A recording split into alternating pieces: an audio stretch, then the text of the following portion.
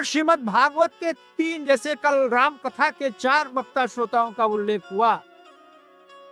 एक घाट पर भगवान शिव हैं, वक्ता हैं, और माता पार्वती श्रोता हैं। दूसरे घाट पर याज्ञवल्क्य जी, जो महान ज्ञानी हैं, उपनिषद काल के सबसे ज्ञानी ऋषि हैं, वो भरद्वाज जी को कथा सुनाते हैं। तीसरे घाट पर काकभूषण जी गरुड़ को कथा सुना रहे हैं, और चौथे घाट पर तुलसीदास जी संत समाज को कथा सुना रहे हैं। उसी तरह से श्रीमद् भागवत के 3 वक्ता श्रोता।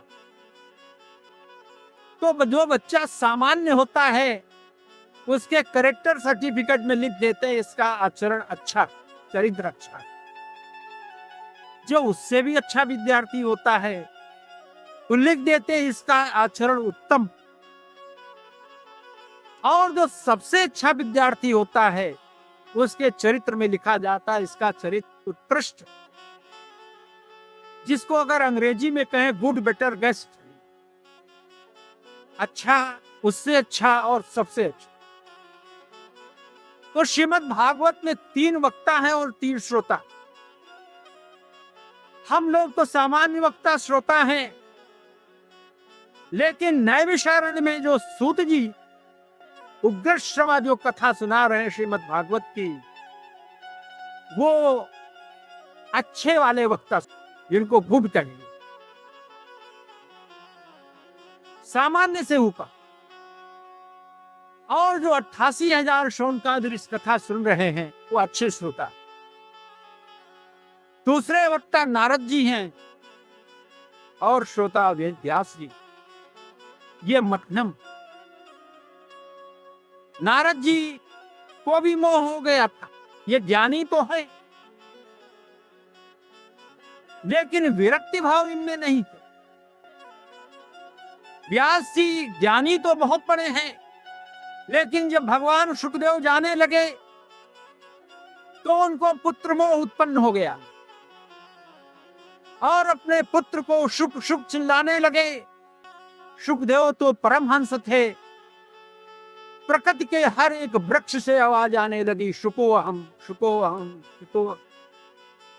बड़ा अच्छा प्रसंग आता है, जब व्यास जी अपने पुत्र के पीछे पीछे दौड़ रहे थे, न भी उनका जात कर्म हुआ था, सीधे गर्भ से निकले और विरक्त हो गए, चल पड़े।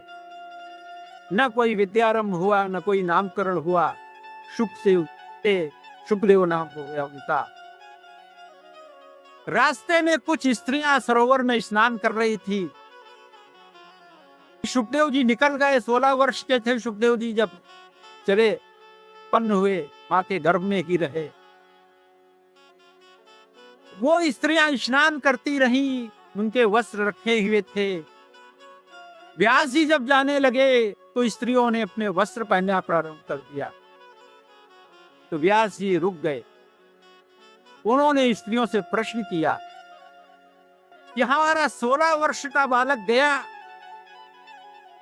उस समय आप लोगों ने आवरण नहीं पहने, परिधान नहीं पहने, और मैं वृद्ध व्यक्ति जा रहा हूं, मुझको देख करके आपने परिधान पहन लिए। हमारे यहाँ की माताएं बड़ी प्रबुद्ध होती है।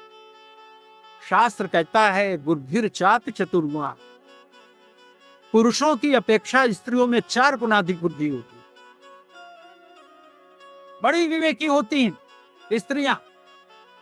उन्होंने जो वेद व्यास को उत्तर दिया, कहा तुम्हारा जो पुत्र है वो अभेद की स्थिति में है, उसको ये नहीं पता है कि कौन स्त्री है कौन पुरुष, और तुम्हें ये मालूम है स्त्री और पुरुष का भेद मालूम, तुम्हारे अंदर भेद बुद्धि है। भगवान शुकदेव के अंदर अभेद बुद्धि है। इसीलिए श्रीमद् भागवत के जो मध्यम श्रोता वक्ता है, वो नारद जी है, नारद को भी मोह हुआ था। और जो व्यास जी है वो मध्यम।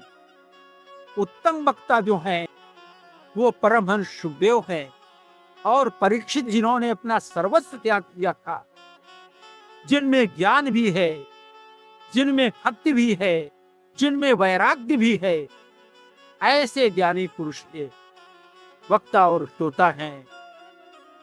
तो श्रीमद् भागवत के 3 वक्ता श्रोता हैं, जिसमें जो अच्छे वक्ता हैं वो सूत जी हैं, श्रोता शौनकादि ऋषि हैं जो लंकारण चतुर्थीर्थ में कथा हुई। दूसरे वक्ता नारद हैं और श्रोता वेदव्यास जी हैं। और जो सबसे उत्तम कोटि के वक्ता श्रोता हैं वो सुखदेव परमहंस हैं और राजा परीक्षित। उनमें ज्ञान भी है, भक्ति भी है और वैराग्य, ये तीनों गुरु उनके अंदर भी है।